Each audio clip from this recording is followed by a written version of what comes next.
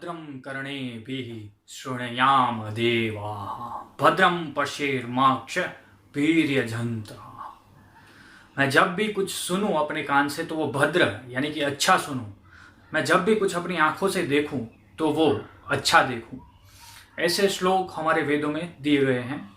तो आज दोस्तों हम ये जो मुरारी बापू हैं, चिन्मयानंद जी हैं, चित्रलेखा जी हैं, प्रमोद कृष्णन वगैरह हैं, इन सब के ऊपर बहुत सारे वीडियोस बन रहे हैं और कोई मुरारी मुल्ला वगैरह कह रहा है, कोई चित्रलेखा जी को गालियां दे रहा है। तो इनके ऊपर एक वीडियो मैं भी बना रहा हूं। दोस्तों वैसे वन बाय वन हम सबकी बात करेंगे, बराबर है। मुरारी बापू की बात करेंगे, कोई उनको मुरारी मुल्ला कह रहा है। तो चलिए हम आज बात करते हैं बहुत ही डीप लेवल में, और जो भी सनातन धर्म के साथ संलग्न होगा ये वीडियो वो पूरा जरूर से देखेगा और एटलीस्ट 4 लोगों तक ये शेयर भी जरूर से करेगा, क्योंकि इस वीडियो में जो जानकारी मैं देने जा रहा हूं वो कहीं पर भी यूट्यूब पर या फिर किसी भी न्यूज चैनल वगैरह में आपको कहीं से भी उपलब्ध नहीं होने वाली है। हाल हो सकता है कि कुछ लोगों को बुरा लगे, कुछ लोगों को अच्छा ना भी लगे, और हो सकता है कि बहुत सारे लोग जो हैं वो अच्छी जानकारी इसमें से निकाल लें। तो सबसे पहले हम बात करते हैं मुरारी बापू की। दोस्तों अगर आप सही और गलत दोनों ही पक्ष नहीं देख पाते, अगर आप नेगेटिव और पॉजिटिव दोनों ही बात नहीं देख पा सके, तो आप बिल्कुल ही सनातन धर्म वाले तो नहीं हैं। सिर्फ आप नकारात्मक बातें देखते हैं, सकारात्मक नहीं देख पाते, तो आप सनातन धर्मी नहीं हैं, ये लिख लीजिए। पहले बात करते हैं मुरारी बापू की। तो वो सर्वधर्म संकीर्तन करवाते हैं। तो अली मौला के साथ साथ वो वाहे गुरु जी का और बहुत सारे और भी कीर्तन करवाते हैं अपनी राम कथा में। मैं इसका तो कभी समर्थन कर ही नहीं सकता। ये नहीं होना चाहिए, ये संभव ही नहीं है। कोई भी राम भक्त ये कार्य नहीं कर सकता। जो राम जी को जानता है वो ये कार्य कभी नहीं करेगा। मैं तो यहां तक कहना चाहता हूं कि राम कथा के अंदर दूसरे विष्णु अवतारों का संकीर्तन करने की भी जरूरत नहीं है। स्वयं विष्णु जी के अवतारों का संकीर्तन करने की भी जरूरत नहीं है। क्यों ऐसा कह रहा हूं ये भी सुनिए। भजन है, महादेव सतत जपत एक राम राम। सबको पता होगा कि महादेव किसका ध्यान करते हैं। तो महादेव स्वयं भी जिस राम का ध्यान करते हैं, उसकी राम कथा में हमें किसी और का संकीर्तन करने की क्या जरूरत पड़ती है? जरूरत ही नहीं है। जिसको राम के प्रति प्रेम है वो राम के सिवा कहीं और जा ही नहीं सकता। इस संदर्भ में एक बात कहना चाहता हूं। रामचरितमानस जिनकी कथा मुरारी बापू करते हैं, तो रामचरितमानस के रचयिता तुलसीदास जी को एक बार जलालुद्दीन ने, वैसे अकबर तो था ही नहीं, वो अकबर का मतलब होता है महान, तो उसका नाम तो अकबर नहीं था, नाम था जलालुद्दीन। तो जलालुद्दीन ने एक बार ऐसा हुआ था, तुलसीदास जी को बंदी बना लिया था, लेकिन तब तुलसीदास जी ने इस्लाम कबूल नहीं किया था और अली मौला जो है वो नहीं गाया था। और जिस वक्त तुलसीदास जी ने रामचरितमानस की रचना की, उस वक्त इस्लाम बहुत प्रगाढ़ से आगे बढ़ रहा था, लेकिन फिर भी रामचरितमानस में कहीं पर भी अल्लाह या अली या मौला या इस्लाम का जिक्र नहीं है। वो बात हमें समझनी होगी कि अगर हम रामचरितमानस को फॉलो करते हैं तो उसके रचयिता कौन है, कौन से भगवान उसके पूज्य हैं, भगवान श्री राम उसके पूज्य हैं, उसके रचयिता जो हैं वो तुलसीदास जी महाराज हैं। ये दोनों में से कहीं पर भी आपको अली मौला का जिक्र नहीं मिलेगा। तो ये तो बिल्कुल ही समर्थन वाली बात नहीं है कि अली मौला गाया जाए, कभी नहीं गाना चाहिए। लेकिन दूसरी बात मैं यहां पर यह भी कहना चाहता हूं कि उन्होंने लाखों करोड़ों लोगों तक राम नाम संकीर्तन भी पहुंचाया है। हमें ये बात भूलनी नहीं चाहिए। ये मैं इसलिए कह रहा हूं कि बहुत सारे लोग गाली गलौज की बातें कर रहे हैं साधु समाज के विरुद्ध में। तो दोस्तों गाली गलौज भी सनातन धर्म में कहीं पर भी उसका स्थान नहीं है। अगर आप गाली गलौज कर रहे हैं, आप विरोध कर सकते हैं, आप कलयुग का कालनेमी भी कह सकते हैं, लेकिन अपशब्द या गाली गलौज अगर आप करते हैं तो आप सनातन धर्म वाले तो नहीं हो सकते। आप सिस्टमेटिक वे से विरोध कीजिए, बराबर है, शास्त्रोक्त बातों से उसका खंडन कर सकते हैं, लेकिन गाली गलौज नहीं कर सकते। दूसरी बात हम करते हैं प्रमोद कृष्णन की। प्रमोद कृष्णन तो वो अलग ही व्यक्ति ही अलग है, उसका व्यक्तित्व ही अलग है। उसके बारे में मैं कुछ टिप्पणी करना ही नहीं चाहता, क्योंकि मोरारी बापू के नाम से अगर बात की जाए तो लाखों करोड़ों लोगों तक उसने राम नाम संकीर्तन पहुंचाया है, लेकिन प्रमोद कृष्णन जी के बारे में मुझे ऐसी कुछ खास जानकारी नहीं है कि जिसमें उसने कुछ अच्छा काम किया हो। वो अली जितने तुम्हारे हैं अली उतने हमारे हैं, क्यों भाई? प्रमोद और कृष्णन, भगवान श्री कृष्ण का नाम आता है आप में, तो आप अली के पीछे क्यों जा रहे हैं? मेरा विरोध अली से नहीं है, मेरा विरोध अल्लाह से भी नहीं है। ये शब्द बहुत सारे लोगों को अच्छे नहीं लगेंगे, लेकिन मुस्लिम जो है, मुसलमान जो हैं, वो कहते हैं कि हमारे अल्लाह अलग है और तुम्हारे भगवान अलग है। लेकिन हम तो कहते हैं कि कण कण में भगवान है। अगर कण कण में है तो मुस्लिम में भी है, कण कण में है तो अली में भी है, कण कण में है तो अल्लाह में भी है। लेकिन हमें अली या मौला या अल्लाह का कीर्तन करने की जरूरत नहीं है, क्योंकि हम कुछ खास जानकारी नहीं रखते उनके बारे में, और रखते भी हैं तो भी हमें उसके कीर्तन करने की जरूरत नहीं है। हम ना उसका विरोध करेंगे ना उसका कीर्तन करेंगे। सब धर्म जो हैं उसको हम समानता की दृष्टि से देखने का प्रयास करेंगे। तो यहां पर मैं कहना चाहता हूं, सब धर्म जो हैं उसको समभाव से देखिए। मोरारी बापू वगैरह बहुत सारे लोग जो हैं, ये प्रमोद कृष्णन है, नित्यानंद जी महाराज, नित्यानंद जी को मैं बहुत अच्छी तरीके से नहीं जानता, उसके बारे में कुछ नहीं कहना चाहता, लेकिन अली मौला का कीर्तन तो उन्होंने भी किया था, तो वो भी गलत है। और ये सारे लोग कहते हैं सब धर्म जो है वो समान है। मैं कहता हूं सब धर्म को समभाव से देखिए। समान तो कैसे हो सकते हैं?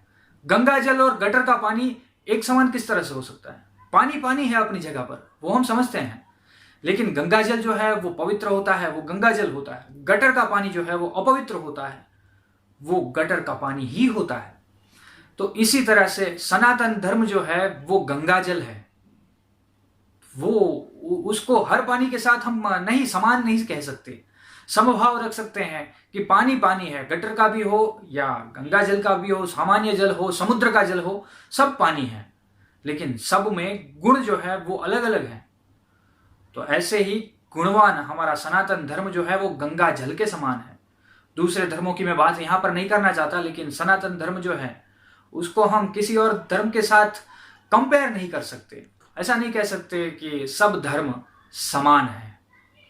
हमें औरों के धर्म जो हैं उनके प्रति सम्मान है, हम रिस्पेक्ट करते हैं सब भी, लेकिन समान नहीं समझते। हमारा धर्म तो गंगा जल है। प्रमोद कृष्णन के बारे में कुछ नहीं कहूंगा, चिन्मयानंद जी उनके बारे में भी कुछ नहीं कहूंगा। अब बात करते हैं देवी चित्रलेखा जी की। तो दोस्तों, जो सनातनी होगा ना वो सबसे पहले बात के मूल तक जाएगा, जड़ को जानेगा, पहचानेगा। मोरारी बापू ने भी एक क्षमा वाला वीडियो जारी किया, उसमें बहुत ही डिप्लोमेटिकली उन्होंने माफी मांगी। चिन्मयानंद ने स्पष्ट रूप से माफी मांग ली। मैंने इसके पहले व्यासपीठाधीश्वर, कथाकार और कथावाचक का वीडियो भी बनाया था, वो भी जरूर से देख लीजिएगा। देवी चित्रलेखा जी जो हैं उन्होंने जो वीडियोस जारी किए हैं, मैं उनकी रिस्पेक्ट करता हूं। ये बात भी काफी सारे लोगों को चुभेगी और काफी सारे लोग कमेंट करेंगे कि जनेऊ पहनी है, ये माला है, इसकी रिस्पेक्ट करो, लेकिन सनातन धर्मी जो है वो बात की जड़ तक जाता है। तो देवी चित्रलेखा जी जो हैं उन्होंने एक वाक्य कहा था कि हम 5 मिनट भागवत को रोक करके उनके भगवान जो हैं, उनके अल्लाह जो हैं, उनका ध्यान कर लेते हैं। अभी ये वीडियो वायरल हो रहा है, लेकिन वो कब कहा था, क्यों कहा था, किस वजह से कहा था, ये जानने की कोशिश कोई नहीं कर रहा है। जैसे कि एक एग्जांपल देता हूं मैं, सब लोग श्रीमद राम भगवान को सब मानते होंगे, तो श्री राम ने छिप करके बाली का वध किया था। छिप करके, अधर्म था, लेकिन वो कार्य भगवान ने किया था। तो क्या हम भगवान को अधर्मी कहेंगे? देश, काल, समय, परिस्थिति ये सब जाने बगैर सिर्फ हम ऐसा कहेंगे कि लक्ष्मण ने एक स्त्री का कान और नाक काट दिया तो वो अधर्मी हो गया। श्री राम ने छिपकर वार करके एक वानर की हत्या कर दी तो क्या वो अधर्मी हो गए? तो हमें देश, काल, परिस्थिति ये सारी चीजें जाननी होगी। चित्रलेखा जी ने जब ये वाक्य कहा था, ये बात सुनने लायक है। तब परिस्थिति क्या थी दोस्तों? जो कथा चल रही थी उसके बाजू में ही मस्जिद थी और मस्जिद वाले दोपहर के 1-1:30 जब उनकी नमाज होती है, इंटेंशनली, उन्हें पता था कि बाजू में कथा चल रही है, इंटेंशनली वो लोग क्या करते थे, अपने लाउड स्पीकर का आवाज जो है वो और भी बढ़ा देते थे और इतना बढ़ा देते थे कि कथा में कुछ भी सुनाई नहीं देता था। तो संत अगर बात की जाए, साधु की बात की जाए, तो अभी वो लाउड स्पीकर तोड़ तो नहीं सकते, क्या कर सकते हैं, तोड़ तो नहीं सकते। इंटेंशनली वो लोग कर रहे हैं ये भी जानते थे, लेकिन उनका विरोध करने का तरीका कुछ अलग था। उन्होंने कहा कि कण कण में भगवान है, कण कण में है तो उनके ईश्वर में भी है, सब ईश्वर में भगवान तो है ही, हमारे ईश्वर तो हर जगह पर है। उनका जो अल्लाह है वो हर जगह पर नहीं है, ऐसा वो मानते हैं, लेकिन हमारे ईश्वर तो हर जगह पर है। श्री कृष्ण कण कण में है तो वो अल्लाह में भी है, ऐसा चित्रलेखा जी भी मानती है। तो उन्होंने उस वक्त ऐसा कह दिया था कि 5 मिनट भागवत को रोक करके, रोकना वो उनकी मजबूरी थी, वो प्रेम से नहीं रोक रहे थे। और विरोध करने वाले तो उनको तो पता भी नहीं है भागवत और भगवत गीता में क्या फर्क है, क्या अंतर है। बहुत सारे यूट्यूबर्स व्यू पाने के लिए, सिर्फ और सिर्फ अट्रैक्ट करने के लिए सनातन धर्म वाले को भगवत गीता को रोक करके ये अल्लाह की इबादत करने वाले वीडियोस लगा देते हैं। भाई साहब, भगवत गीता और श्रीमद् भागवत दोनों अलग अलग ग्रंथ हैं, वो दोनों को पहले जानना चाहिए, ऐसे ही विरोध कर दोगे किसी का। और अंत में ये कहना चाहूंगा, अगर आप किसी का विरोध करते हैं, किसी साधु पुरुष का, किसी महात्मा का विरोध करते हैं, वैसे मैं मोरारी बापू को महात्मा नहीं कहूंगा, प्रमोद कृष्णन को भी नहीं कहूंगा, नित्यानंद जी को भी नहीं कहूंगा, जो व्यासपीठ के ऊपर बैठकर अली मौला करते हैं उनको मैं महात्मा नहीं कहूंगा, लेकिन करोड़ों लोगों तक उन्होंने श्री राम नाम पहुंचाया, ये भी हकीकत है, ये भी हमें मानना ही चाहिए। लेकिन फिर भी मेरा समर्थन किसी को नहीं है।